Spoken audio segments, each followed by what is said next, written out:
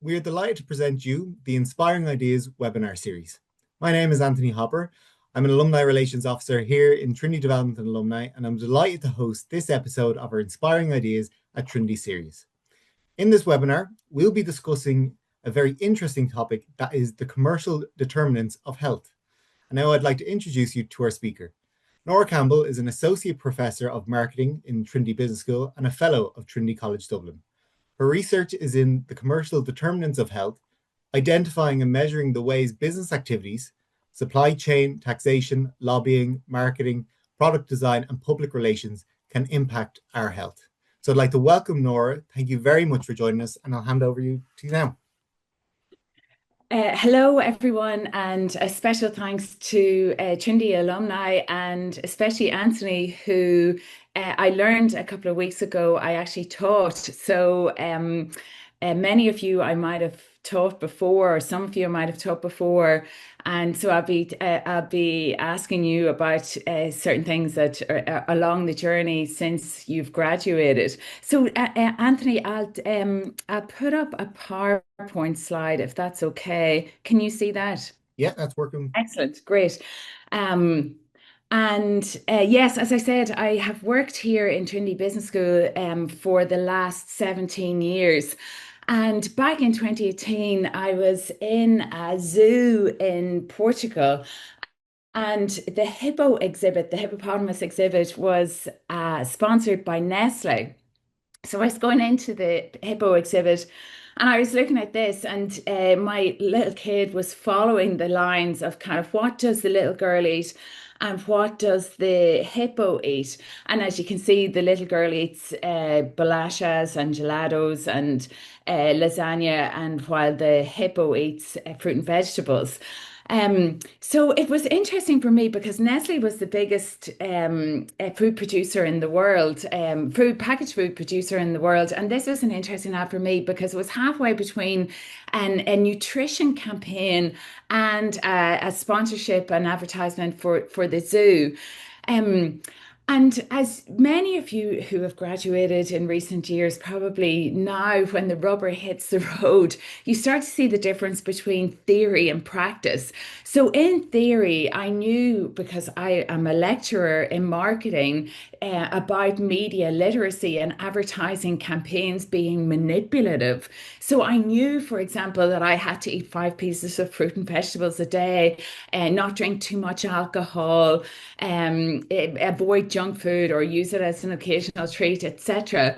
And in reality, though, I was living in Portugal at the time in a Nestle infused world where every time I sat down, the napkin holders were Nestle branded, the seats were Nestle branded. There were little mobile stalls of Nestle ice creams dotted everywhere. And they used the smartphone to geolocate you and put up messages on your phone when you were coming near to one of the stalls. So it felt when I was raising 2 young children, that feeling of shaking a stick at a tidal wave. And I suppose the picture of this scene and the Nestle scene is only part of a bigger picture. We know that companies like Nestle sponsor everything from sports camps to summer camps for kids, football kits, zoo exhibits. And it's a reflection of a much wider phenomenon that's going on in society. So the reason why companies sponsor public infrastructure is because governments don't have enough money to do it. And this has been a trend over the last 40 years or so. So when I say the really boring words like public infrastructure, I mean something really important that we take for granted every day, like roads or even this university. And what are we seeing in broad terms across the world is a picture like this, where you can see here that the gap between public wealth and private wealth has started to widen in the last 40 years, essentially meaning that private wealth is increasing and why governments are getting poorer. And this situation has implications for all of us. Because in this situation, I must rely on individual agency an awful lot more in order to survive and thrive in the world. It comes with a certain bunker mentality, you could say, where each one of us just tunnels down and does what has to be done in order just to get along in the world. So, phenomenologically, or kind of how do I feel about a kind of very ordinary statistic like this, or a kind of very objective statistic like this, is that you have that feeling of I have a nice house with IKEA furniture, but when I go outside, there's nowhere where my kids can run around on the streets. There's no kind of public parks that are big and significant. There's no kind of trees lining the foot pavements. I leave my child into a creche that costs over €1,000 a month, and I can pay it from my salary, but there's no public kindergarten. Um, I can buy private health insurance, but there's really long waiting lists in public insurance, and I have a creeping feeling that my own children won't be able to maybe have their own homes. So actually, I was in bed with my daughter last night, and I was saying to her, do you know, maybe what we will do is we will sell this house, and me and my husband, will give you money, you and your brother, and then we'll all buy smaller apartments when you're a bit older. So this is the kind of logic, the kind of like just tunnel down and get on with it because you're an individual agent in an increasingly harsher fabric or world. So I was motivated by kind of my complex feelings on this and my own inability to practice what I preached. Eat healthy, don't consume too much alcohol, etc. And I was reading more and more about it. And I was reading a story at the time in 2018 by David Foster Wallace, that amazing American novelist. And he has an opening of a short story like this. He says there's two fish swimming down a river, and another fish comes up the river and nods his head at them. And he says to them, "Morning, boys, how's the water?" And the two fish keep swimming on. And eventually one of them turns to the other and says, "What the hell is water?" And I think this for me was a kind of a bit of a turning point where I realized that the water that we all swim in is increasingly more dangerous and more toxic, and yet all of the messages that we were being given through our tax credits to through information campaigns were all about just learn how to swim better. I guess it comes down to this very basic idea that I struggle with every day because I have to remind myself that evidentially and empirically it's not the case. That consumers are empowered, they're enlightened, and we help them make choices that they want. So this is the agency argument. Um, and the structure argument is that governments are burdensome, they're bureaucratic, they misspend money, and we should try and have as little of that type of intervention as possible. And that's the nanny state argument.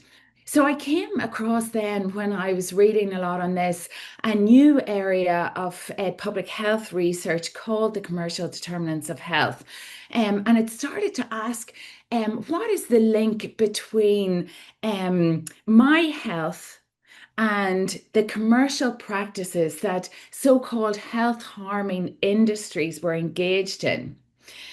Some research recently showed that there are four products that cause about 7,500 deaths a day in the European region. And as Stalin once said, a single death is a tragedy, and mass death is a statistic.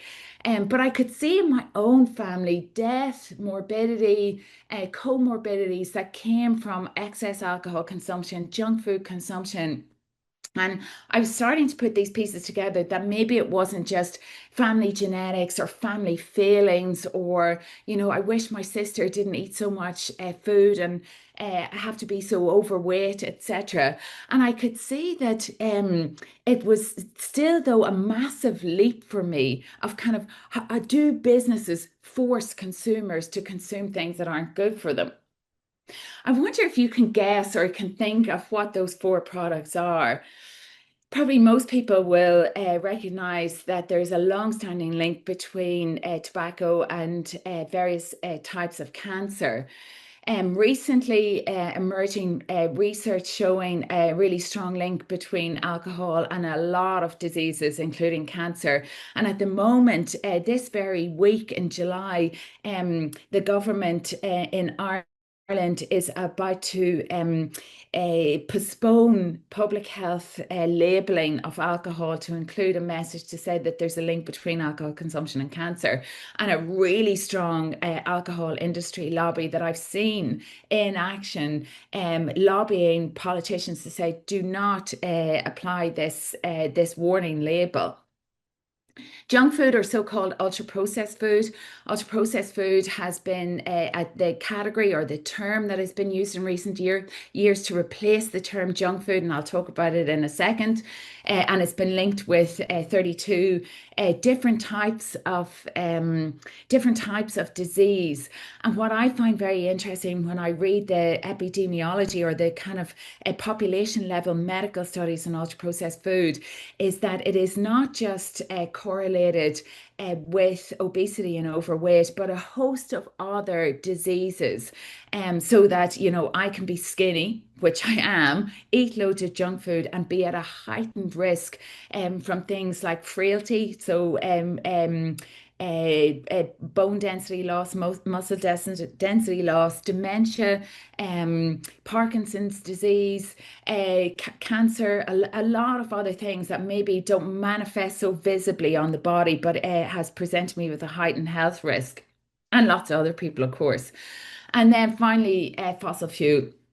And fossil fuel is linked to air pollution, and air pollution is causing mass rises in human health diseases, especially lung diseases and asthma. So when I started going through lots of research, and eventually starting to conduct my own research in this area, what I would say to you, and what I think would be my takeaway for you, is that when you think of a vector, you tend to think of a biological vector. So we all have biological vectors in our head because of COVID-19. And we know that,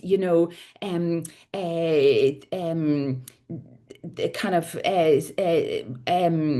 breathing in the molecules of disease from a diseased COVID infected person can leave you with a disease. But could we make an argument that commercial activities are also a vector to make people unhealthy? And what I find is that definitively that is the case, but maybe not in as obvious a way as you would initially think. Health harming industries, especially the four that I've just talked about, are extremely profit driven. And in order to have this kind of economic license to operate, they need to make sure that their products are as available as possible, as benign seeming as possible, as cheap as possible, and as desirable as possible. So I kind of say, kind of know your ABCDs.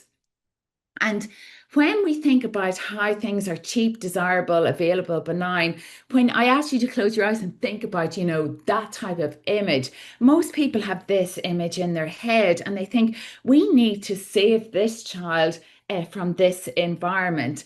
And the things that we can use is we can tell parents about this, and we can educate children in schools, we can give them healthy lunch boxes, etc. To a certain extent, we could restrict the product availability in the supermarket, or maybe we would push the boat out and we would tax these products such that they would become really expensive, the way we have kind of increasingly taxed things like tobacco, where it's now nearly 20 quid to buy a packet of cigarettes. So could we progressively tax things and make things more expensive? What I realized, and this is something, if you're a student of mine, you will all know, is that these types of images and these types of restrictive activities are just the tip of the iceberg when we say commercial activity. And because marketing is this kind of visible um, a manifestation of how do you create a desirable product? How do you package it and promote it? Those types of activities. And firms' functions are much more than marketing. And what I found was when I went into this kind of medical area of the commercial determinants of health, these medical people were looking at other functions that businesses were engaged in to increase availability, to make things cheaper, etc. This slide is simply to say to you that even within marketing, and you probably know if you do work in marketing, the environment has changed massively. So I might have taught you 17 years ago, and we were talking about really simple things like, some of you might have been in Orson Fiercig with me designing surveys and using SPSS software to do it. And now, of course, we know that there has been a neurological turn in marketing and a data analytical turn in marketing, meaning that these two technologies have been used in order to bypass sort of asking people questions kind of straight up in surveys. I do a lot of work on supermarket design at the moment and supermarket technologies, which use cell phones. In this quote, it's just a business a document from as a merchandiser to a supermarket to say we can analyze foot traffic to find out which locations people go to. So we can use these kind of heat maps that you see here. We can use dwell time measurements. We can count the number of milliseconds people look at a jar of Dolmio pasta sauce. And we can track repeated visits. And this is where I think it starts to get more complicated to hold that idea in your head of this is my individual agency, because I only have a limited idea of what my agency is, what my decision making is. And there's all of this other stuff going on in the background that make it more complicated for me to have just simple agency.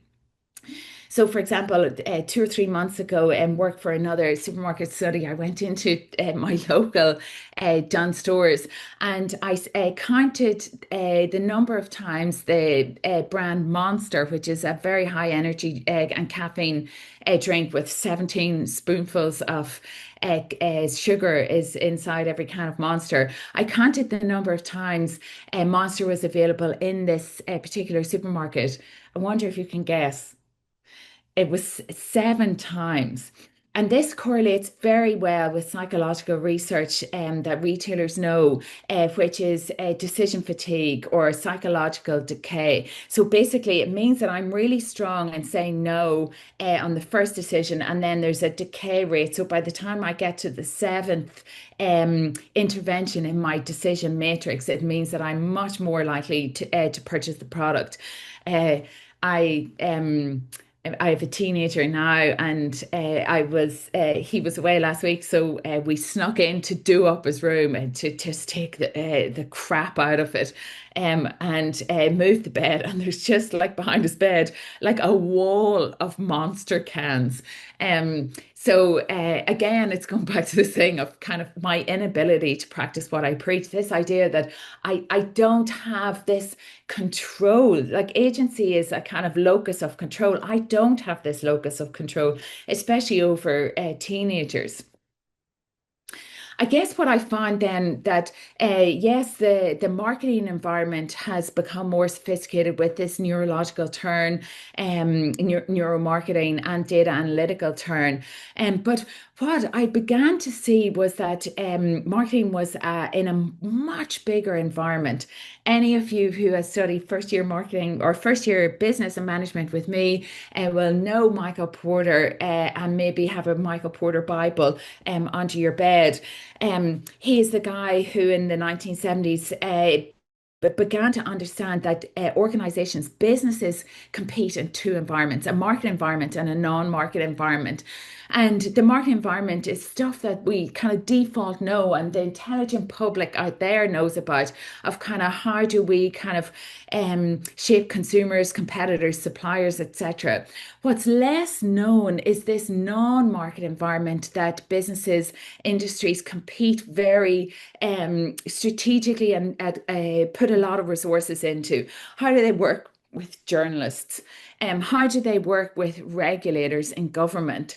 How do they work with activists and NGOs? And this is the company's non-market environment, and I became intensely interested in it. So when you see a picture like this, you go, yes, this is the kind of the visible stuff that is happening in terms of commercial vectors of disease.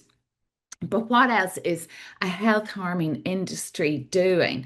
Well, it's lobbying. It's lobbying politicians all the time to influence for favorable policies and processes.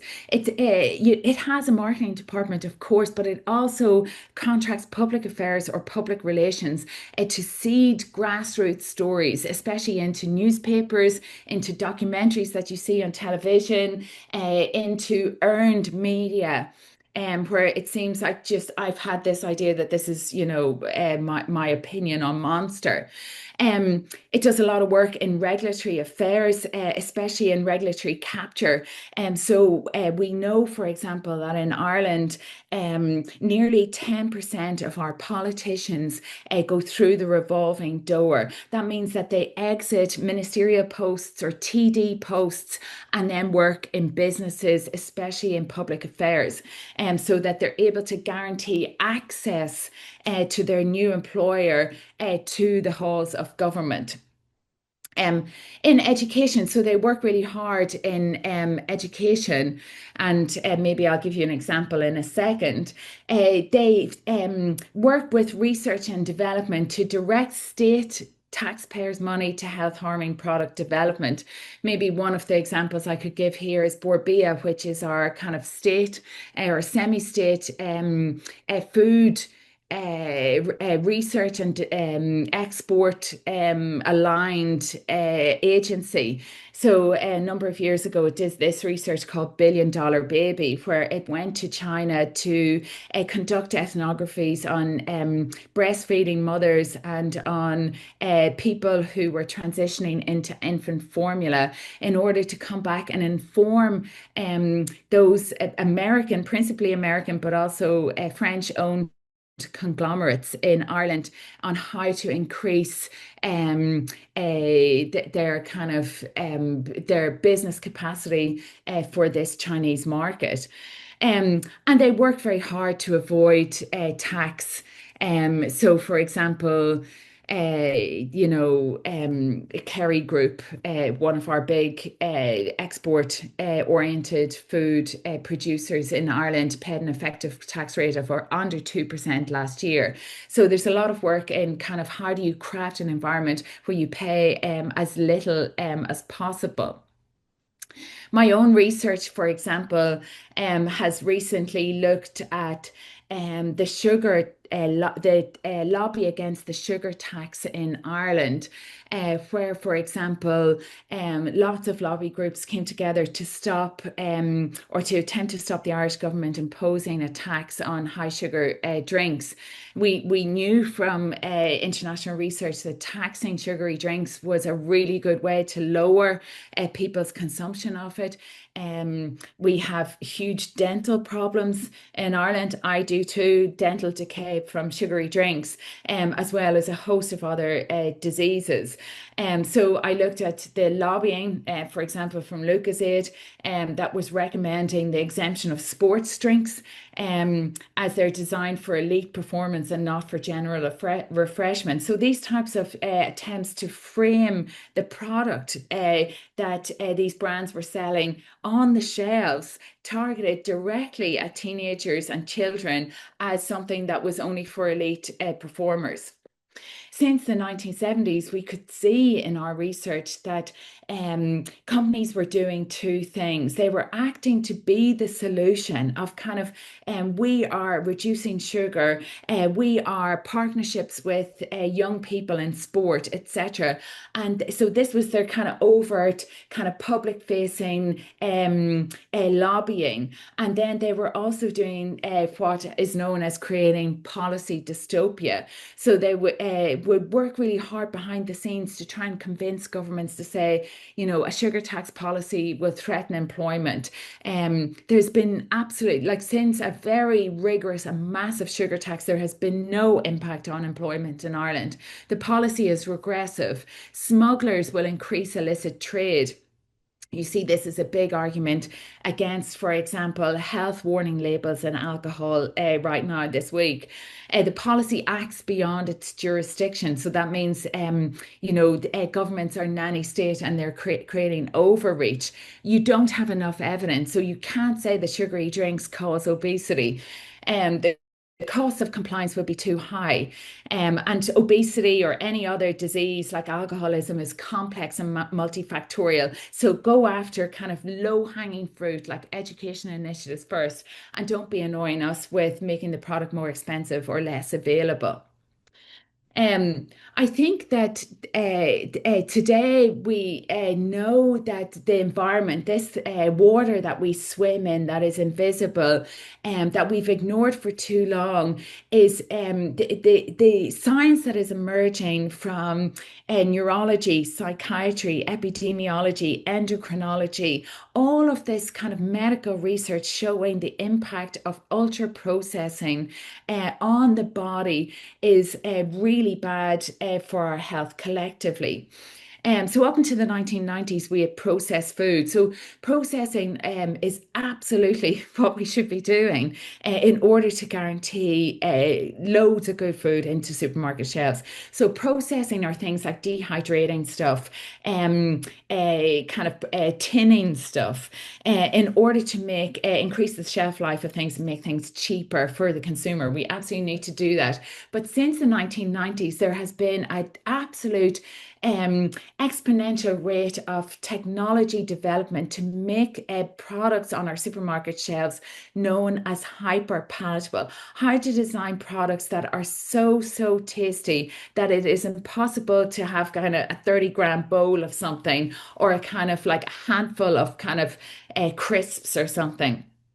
And so researchers, especially the work from Ashley Gerhardt's lab in Yale University, is starting to look at, is there an addiction potential to all of these very ordinary foods that we can see on our supermarket shelves? I guess the thing is, when we start to kind of design food not to extend shelf life, but essentially to make it so tasty that it is through emulsifying it, through caking agents and anti-caking agents, through using flavorings and colorings and emulsifiers and very sophisticated sugars, it bypasses a lot of signals that we normally have between the gut and the brain. I said I would come back very briefly and talk to you about education. Industries in Ireland have made massive inroads in primary and secondary school education. So Drink Aware, which is industry and alcohol, 100% alcohol industry sponsored charity, created a range of materials that they distributed to thousands of secondary schools between 2017 and 2023, when a campaign finally got these materials removed, in order to help secondary schools teach alcohol consumption to children. And so one way, so this is the stuff that it was teaching, and this is the kind of outcomes of kind of how can we give kids alcohol facts and communication skills? How can we build their self-esteem to say no to alcohol? And one way to look at this type of initiative to educate children in primary schools is that that's such a charitable move by the drinks industry to reduce alcohol consumption. And another way to look at it, and what I was starting to see within this kind of commercial determinants of health space, was actually this was an astroturf or third group party for the alcohol industry that would focus on what is known as agenda setting. So agenda setting means you foreground all of these things, which are incredibly important, and you background other things such as the role of the alcohol industry. So in this curriculum, there was no mention of, for example, the size of the industry. So the annual revenue of the alcohol industry in 2023 was $1.7 trillion. So that's more than the GDP of 179 countries. So to put it another way, there's only 16 countries in the world that have a GDP greater than the alcohol industry makes in revenue every year. So what a kind of another way of telling the story is, well, this industry that is sponsoring, alcohol responsibility in schools is also a $1.7 trillion industry with all of the infrastructure and drive to increase profit. And that wasn't the type of story that was being told. Another type of story that wasn't being told is the more sophisticated moves that alcohol, for example, is making into the culture industries. So I was at the streets in the Olympia last year, maybe some of you were as well. So Mike Skinner was there. He's the head of this Manchester garage band that many of you will know. And his performance piece was going out into the crowd and giving the crowd shots of tequila. And when he went onto the stage, he had a kind of high chair on the stage with a tequila bottle on it, and he was singing around it. And so when I was looking at this, I was mesmerized because the kind of big anthem song came on, and he jumps out into the crowd, and he starts doing this. Give me her diamonds here. Run in the main room. He puts to me out. And sits on the phone. Think your hands. Here they say. So in the corner.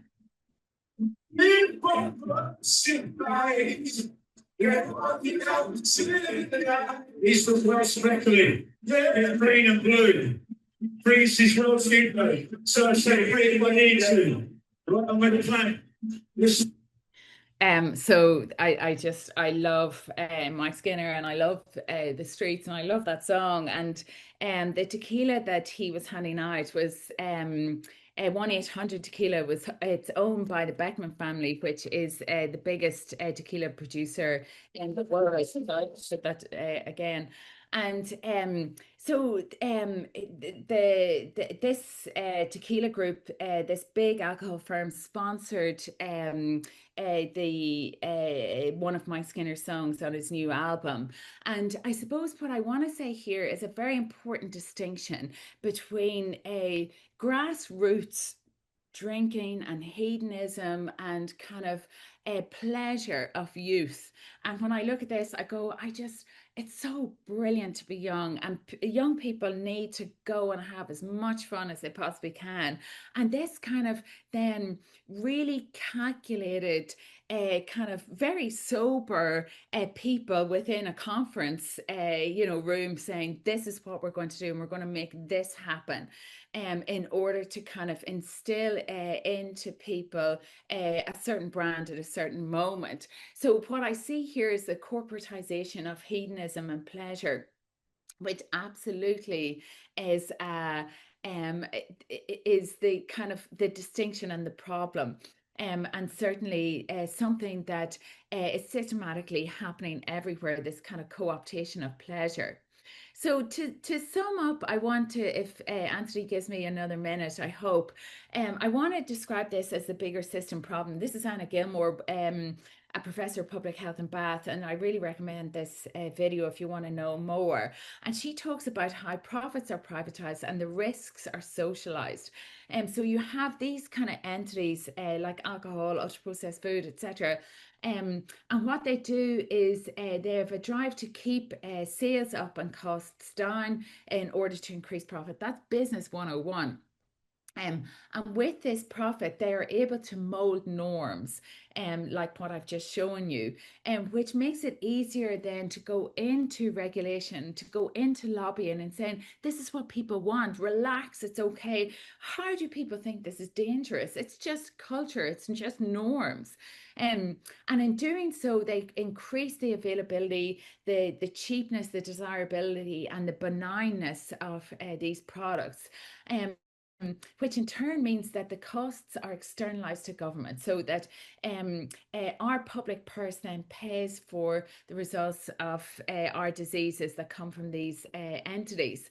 And then it makes these governments less able to invest in things I was just talking about, which are like, oh no, will my kid be able to afford a house ever? Or will they ever be able to go out onto the road and have a footpath? That kind of thing. And then because of this kind of state of affairs, it means that governments are increasingly weaker and increasingly going back to these commercial entities saying, give us money for a summer camp, or give us money for an educational program that we can use in our university. And so I think what the commercial determinants health is doing, and this is what I think is quite mind-blowing about it, is that it's moving from an old paradigm, which is a kind of worldview with all of these tacit assumptions that we had of kind of, well, where is the problem? We used to think the problem was in overconsumption. And now we're starting to realize with the wealth of evidence of these commercial vectors, no, the problem is in the problem of overproduction that's putting a high burden on people who work in these industries. In order to deliver profits in these industries, they have to overproduce and create these commercial vectors. So maybe to look at alcohol again, you know, in 2023, in order to guarantee the profits and the stability of the alcohol industry in Ireland, I have to drink this much alcohol per year. That's my obligation to the industry. So there's a kind of burden that comes with overproduction. Across everything from over prescribing, over selling, over producing commodities. Um, and very importantly, I want to end with three or four things, and this is it. The first is I know lots of people, my students, my graduates, my friends who work in these industries, and they are not evil people. So I don't know anyone who wakes up in the morning and says, God, I can't wait to get another 40-year-old kind of dependent on daily alcohol consumption, or I can't wait to get another child obese. Like, no one is working like that, but rather everyone, all of us are in this kind of a situation where in order to have a job, to have a mortgage, to have kids, to have all of these other things, we're kind of going, I hope my kind of, CSR initiative is enough to kind of offset some of the harms that I know is happening with the overproduction of this product.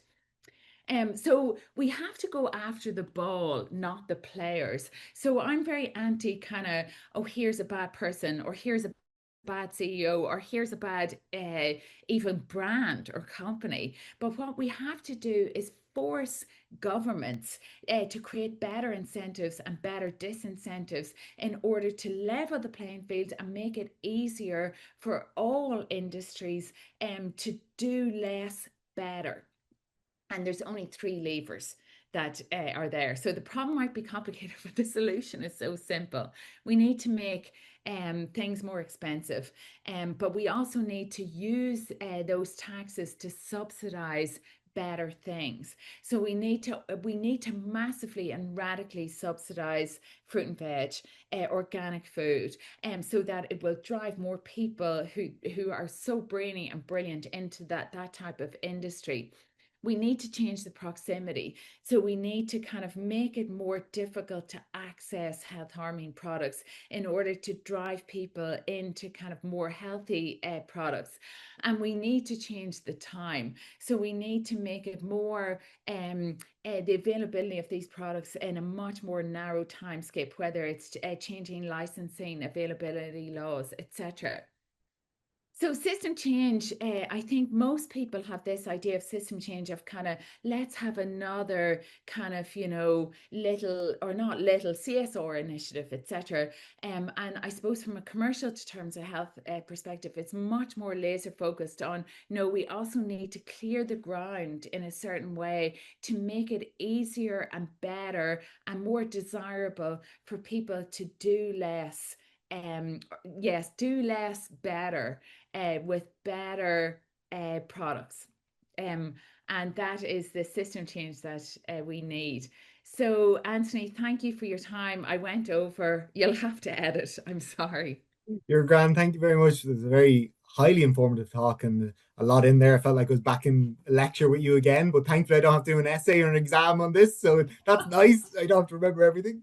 I hope you don't mind. We just go through a few questions just based on Sure. that topic. So, in your view, this idea of like the commercial determinants of health, it's not one that many people would probably know. They'd probably know the idea just from a different point of view. But why do you think this has gained attention more recently? Mm.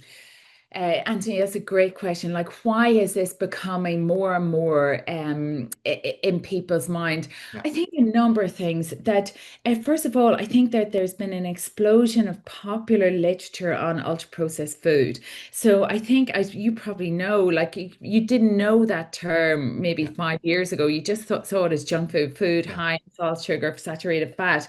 And I think there's been a number of really explosive documentaries, books, newspaper articles, etc., saying, is there a problem not just with the ingredients, but with the process of this food? We're using kind of really sophisticated technologies to break down this food to the molecular level. And the reason why is because we want, as a like, if I'm in a like, ultra processed industry, I need the food to go from here down into the gut as quickly as possible, and I need it to bypass satiation. I need it to bypass this link between the gut and the brain to say, no, you've had enough. So all of us are overeating this type of food. And 60%, 60% of the food that we eat is ultra processed.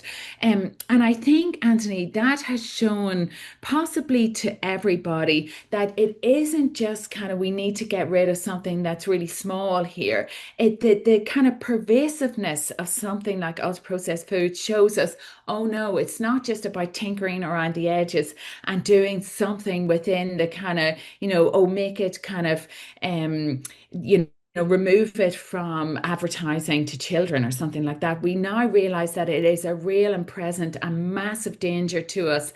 And we're starting to get more and more worried as young people and as middle-aged people saying, what is my future? Is my future going to be one where I'm an increased risk of dementia, or I'm an increased risk of depression, or if I'm an increased risk of frailty? So it's kind of it's opened the kind of door to discussing, do we need to change things in a system perspective?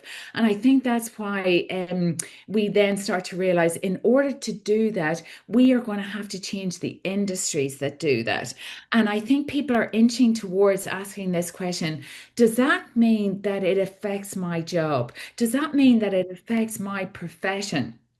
And essentially, people are starting to realize, and essentially more research coming out, that no, it doesn't. What we need to do is to use taxation and subsidies to move people in a transition, not just an ecological transition, but a mental health transition away from these jobs that they have to repress all the time of kind of, no, this isn't great that I'm doing this type of work, to types of work where they are, oh, I'm getting great food to people, and I'm able to deliver organic food and give people the skills and tools and space and time to eat it.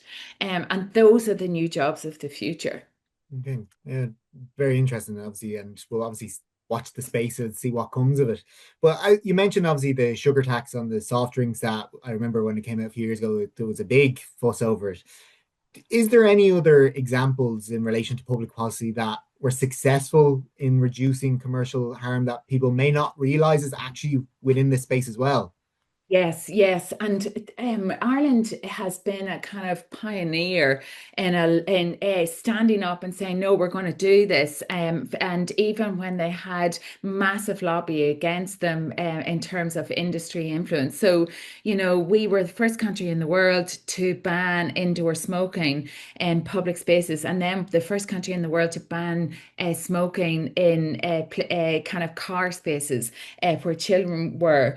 And this was because after campaign by the industry, the tobacco industry, to say indoor smoking, secondhand smoking it does not correlate to any of ill health outcome.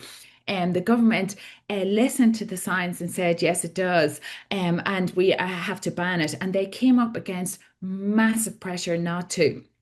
And now, when we look back, we probably think, God, isn't that so weird that you could go into like a grocery, a Centra, and someone would be smoking? Yeah. Or, I worked in pubs all of my teenage years when I was in college, and everyone smoked. And I would come home, my whole clothes were like drenched in cigarette smoke.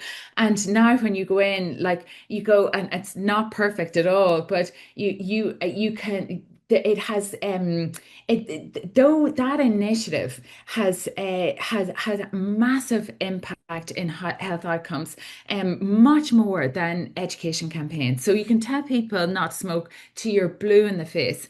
And so we start to see that now with vaping legislation coming in, not just kind of like have an SPHE program that says to kids kind of, oh, vaping's bad for you, when you see then all of the packaging and all of the availability constantly reminding kids that vaping is available to them, but actually banning flavors is going to have an outsized proportion than any education campaign could possibly have. So another good one, Anthony, might be the plastic bags tax. So we know taxation works because you can tell people bags are ending up in our waterways. Doesn't matter. And what you have to do is make people pay for plastic bags, and it shows a massive decrease in plastic bag use.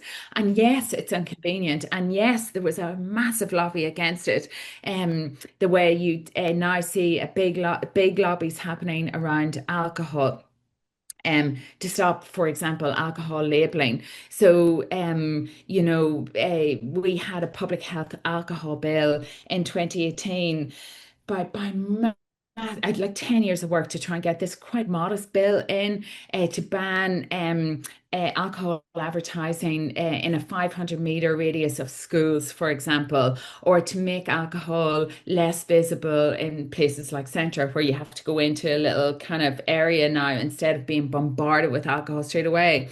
Very few of us are alcohol addicted, but many, many more of us in Ireland are alcohol dependent. And so it's that kind of difference between addiction and dependence. And so we know that at a population level, we are so massively exposed to alcohol related cancers. And so within the 2018 campaign and subsequent act that every single politician in the Dáil signed, bar two, signed. So hundreds of politicians signed this and signed up to it.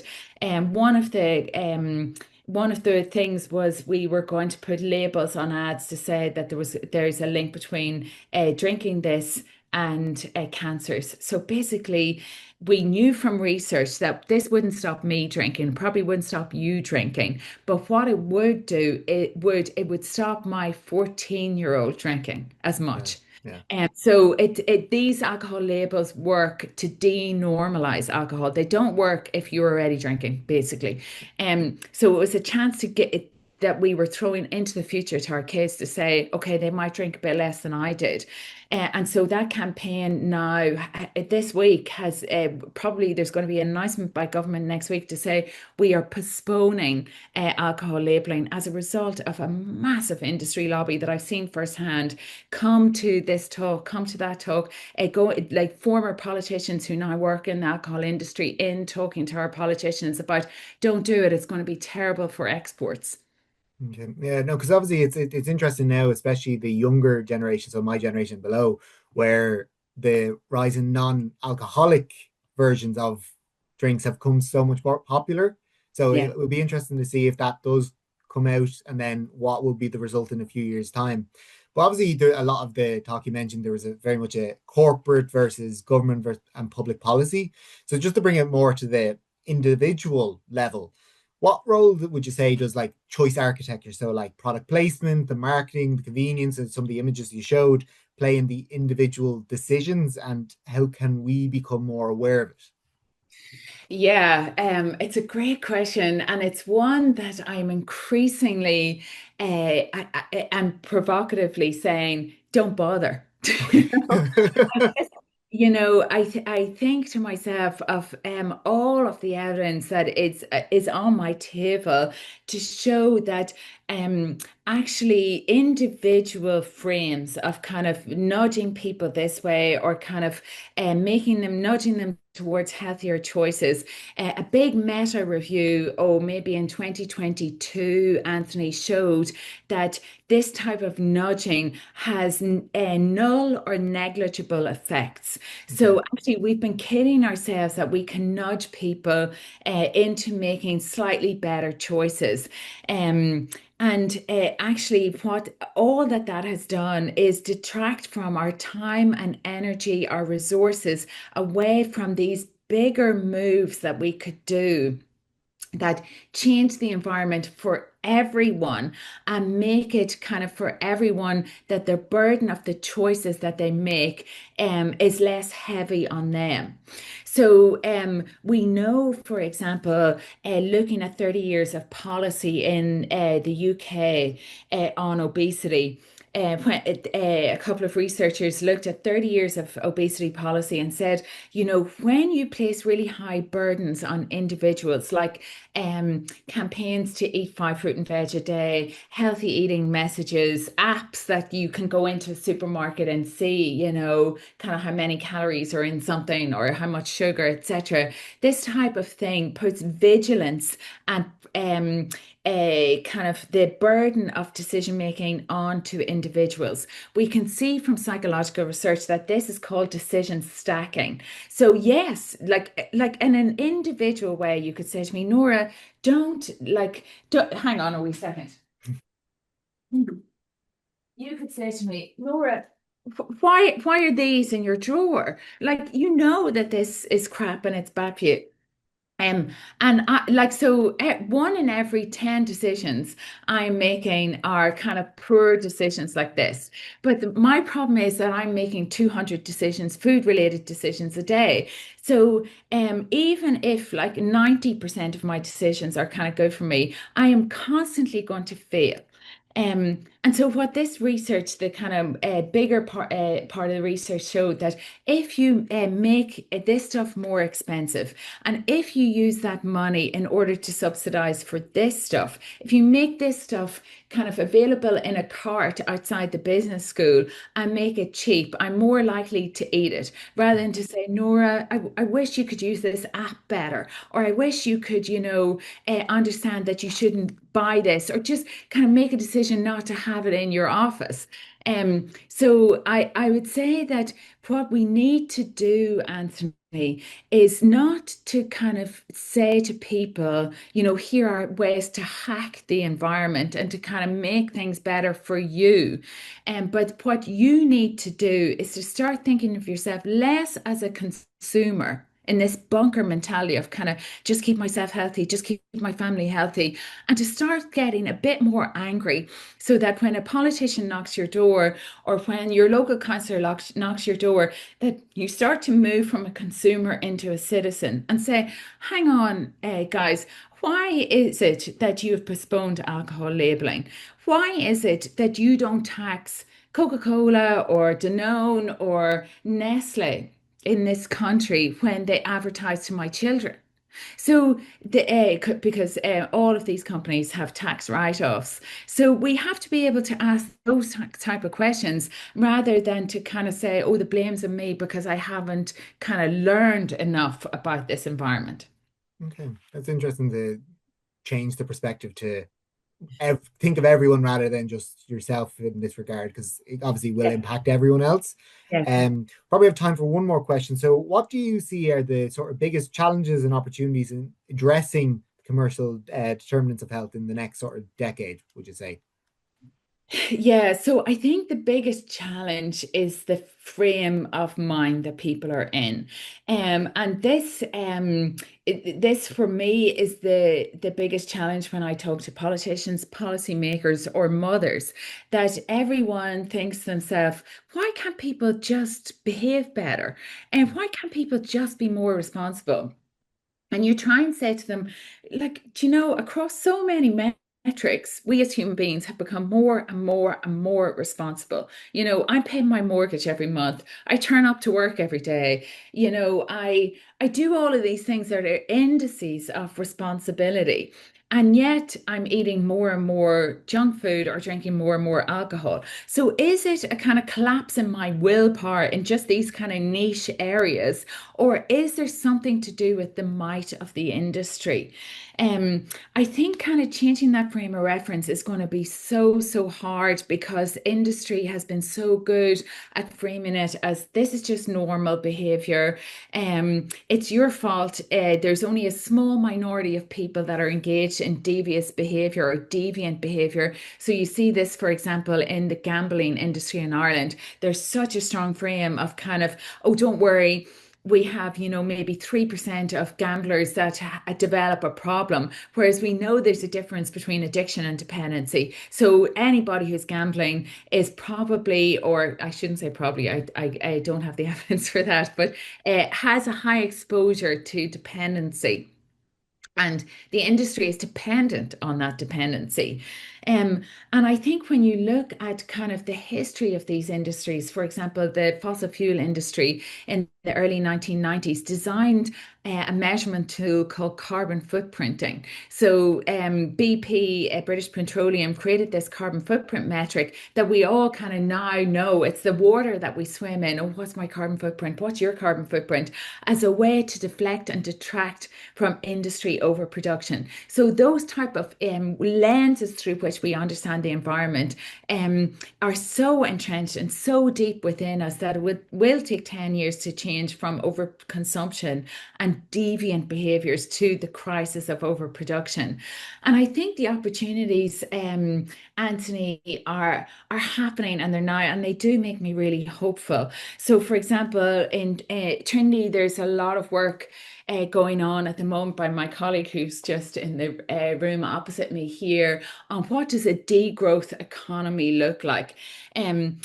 Looking at could we actually lower production in these health harming industries and direct production towards regenerative, genuine win-win industries like in organic food, in health, in regenerative farming, in it's sort of kind of slower forms of living.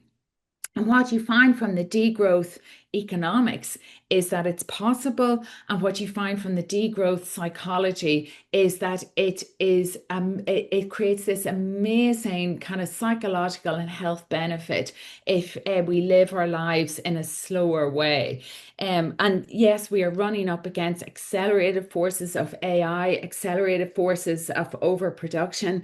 And the kind of goal is to kind of step back from that. And this is the role of the university and to say, okay, okay, let's measure kind of the wins and the gains that we can get from these accelerated forces, but against these kind of decelerating forces, and make decisions and produce evidence to show what combination of those is needed in a world where we are constrained with resources, but we need to kind of have human thriving and human happiness as our kind of and human pleasure as our end goal.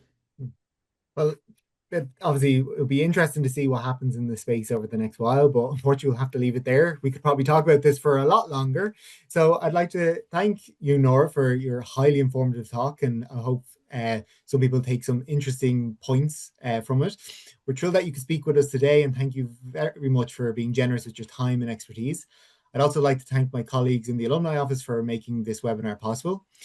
We're delighted to be able to bring the webinar to you. If you are interested in any of our other webinars, please be sure to check out our YouTube channel, www.youtube.com/@TCD alumni. If you have any questions or comments regarding this webinar or any other questions you'd like to ask us here in the alumni office, please email us at alumni@tcd.ie. Thank you again, Nora, for joining us, and we look forward to bringing you our next webinar.